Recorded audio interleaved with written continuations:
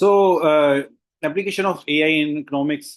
Normally, economics deals with the numbers. So, machine learning has very wider application in this particular domain, in forecasting um, market risks and financial inclusions. So, so these are the core application area of AI in economics. Um, so first one is market and price forecasting. Machine learning model can predict commodity and agriculture price trends. Um, then we can predict economic metric modeling. So AI can actually complement traditional regression with pattern detection in large data sets, and we can also detect the fraud and risk. Um, this is especially applicable for banks and microfinance institutions, where we can automatically detect and flag autonomous any particular anomaly um, in transactions. Then there is a sentiment analysis that you can, in sentiment analysis, we actually mine in the news and social media, um, and make our policy and decide about the market trends. So how the market is behaving right now, um, related to policy, related to politics, and everything we gather from the news and social media that helps in deciding where the market will go. अगर किसी चीज की shortage होने वाली है तो लोग उसमें इन्वेस्ट करना शुरू करते हैं, और वो सब कुछ आपको सोशल मीडिया और न्यूज से पता लगता है. लेकिन before that actually happens, there are some actually indicators, or you can say keywords that has been floated in social media or news repeatedly before the actual trend happens. तो वो आप sentiment analysis से figure out कर सकते हैं. इसके अलावा algorithmic trading है, जहाँ पे आप ऑटोमेटेड सिस्टम्स जो है ना वो खुद ही ट्रेडिंग कर रहे हैं. ऐसा कि अब बहुत सारी ट्रेडिंग एप्स मौजूद हैं, बैटिंग एप्स मौजूद हैं, जो आपको ट्रेडिंग और आपको उसके एक्सपर्ट ना भी हो, ट्रेडिंग के ज्यादा ना हो, ना ही भी रखते, तो आपके बिहाफ पे एज ए ट्रेडिंग करता है, ट्रेडर काम करता है.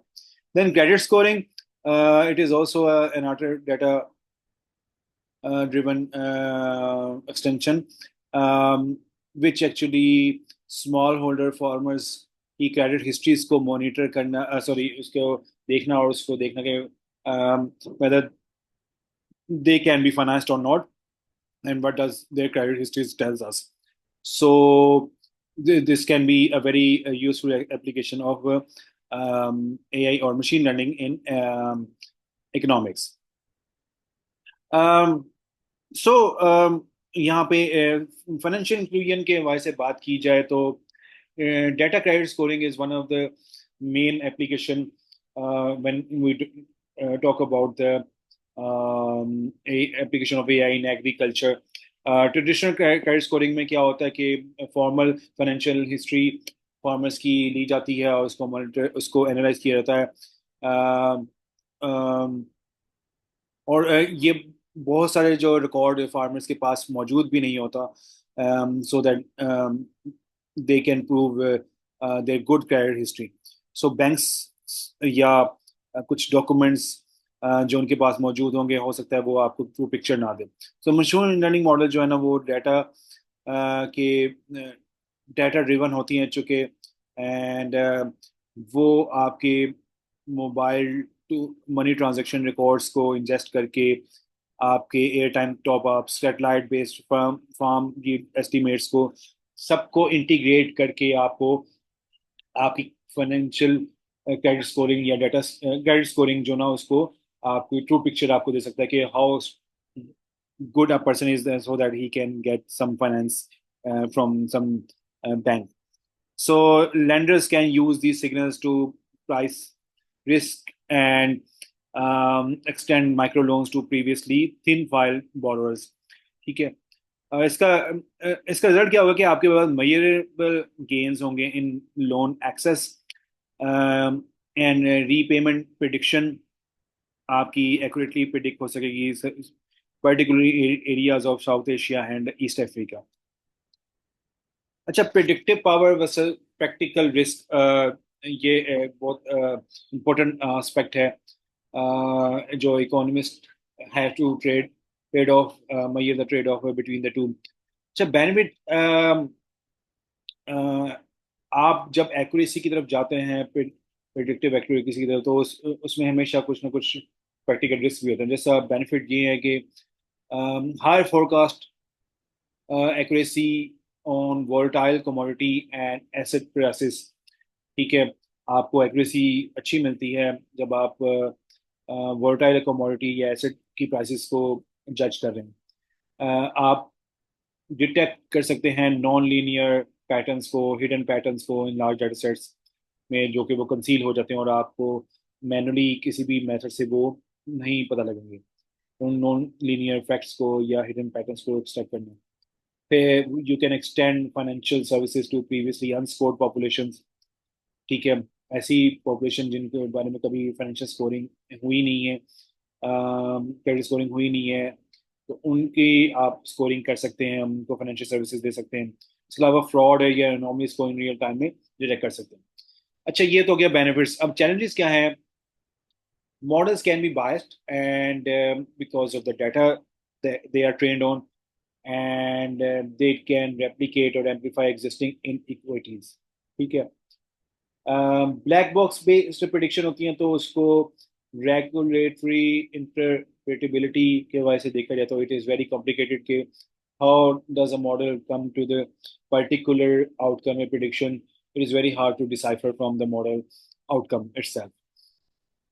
सो डाटा प्राइवेसी कंसर्न्स जो है ये भी इम्पोर्टेंट है कि आर्डर डाटा अगर आप कोई यूज़ करते हैं, डाटा सोर्स यूज़ करते हैं, तो उसमें डाटा प्राइवेसी का एक कंसर्न है कि जिस फर्म का या जिधर से आपने वो डाटा लिया है, जिस बैंक से, जिस फाइनेंशियल इंस्टीट्यूशन से, सो कस्टमर्स का डाटा जिसकी बेस पे आप एआई मॉडल ट्रेन कर रहे हैं, सो that is a that is a breach of privacy in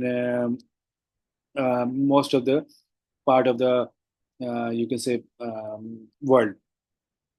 इसके अलावा ओवरफिटिंग रिस्क है, जब मार्केट शिफ्ट हो जाती है from training conditions.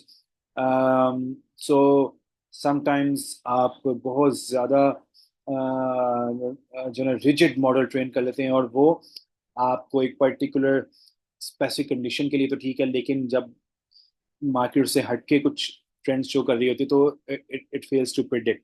So this is one of the challenge when it comes to economics. अच्छा, पॉलिसी और एथिक्स के हवाले से बात की जाए तो आपको इकोनॉमिक्स की जरूरत पड़ती है, इकोनॉमिक्स की जरूरत पड़ती है for some to help you with some answers, जैसे कि अकाउंटेबिलिटी, कि who is responsible when an algorithm trading system amplifies a market shock. ठीक है, एक पर्टिकुलर मार्केट कोई ट्रेंड आ रहा है जो कि जो जिसको आपके एल्गोरिथम ने बहुत बढ़ा चढ़ा के बयान किया, तो उसको अ, उसकी बेस पे लोग ट्रेडिंग कर रहे हैं, उसकी बेस पे डिसीजन मेकिंग कर रहे हैं, तो उसके लिए रिस्पॉन्सिबल कौन है? क्या उस एल्गोरिथम का डेवलपर, या उसको यूज करने वाले, या गवर्नमेंट या रेगुलेटरी इंस्टीट्यूशंस? देन फेयरनेस के अल्टरनेटिव डाटा क्रेडिट मॉडल्स जो हैं वो अम, अम, उससे ये होता है कि एक नई तरह की डिस्क्रिमिनेशन पैदा हो जाती है कि आप जो ट्रेडिशनल डाटा की बजाय कोई अल्टरनेट डाटा सोर्स लेंगे, तो it it it is possible कि आपकी जो वो डाटा, क्योंकि एक पर्टिकुलर सोर्स, एक पर्टिकुलर फर्म या प्राइवेट एंटिटी की मलकियत हो सकता है, तो इट कैन बी ऑल्टर्ड और it can be very private to that particular institution. So this can result in discriminative predictions for that particular, जो उसकी मे बी वो डाटा ऐसा हो कि उस पर्टिकुलर फर्म के लोगों को, पर्टिकुलर रीजन के लोगों को ही फेवर कर रहा हो। ट्रांसपेरेंसी है कि रेगुलेटर्स कैसे ऑडिट कर सकते हैं मॉडल्स को, जिसको वो खुद भी एक्सप्लेन नहीं कर सकते। सिस्टमेटिक रिस्क है, व्हाट हैपन्स जब बहुत सारे इंस्टीट्यूट्स लाई करते हैं सिमिलर एआई सिग्नल्स पे साइमल्टेनियसली, अम, तो ये एक रिस्क बन जाता है। ओके, तो नेक्स्ट आने वाले दौर में अगर बात की जाए तो where this goes next, AI जो है वो इकोनॉमिक थ्योरी को रिप्लेस नहीं कर रहा है, इकोनॉमिक्स को रिप्लेस नहीं कर रहा, बल्कि ये उसके लिए उनके लिए सिर्फ एक टूल किट के तौर पे एक्ट करता है, because the size of the data is ever increasing. Comparative advantage of economists shifts towards farming, framing the right question and interpreting model output responsibly. अब इकोनॉमिस्ट जो है ना, उनकी तवज्जो बजाय से कि वो मॉडल बनाने में और मॉडल क्रिएट करने में, डिजाइनिंग में लगाएं, बल्कि model they they are already there, so वो उसको इंटरप्रेट करने में और राइट क्वेश्चन या ऑब्जेक्टिव सेट करने में वो अपनी एफर्ट लगा सकते हैं। they can you can we can expect deeper integration in central banking, development finance, and real time policy evaluation. So these are some of the um, applications of AI in economics that we discussed. And next one is AI in arts, application of AI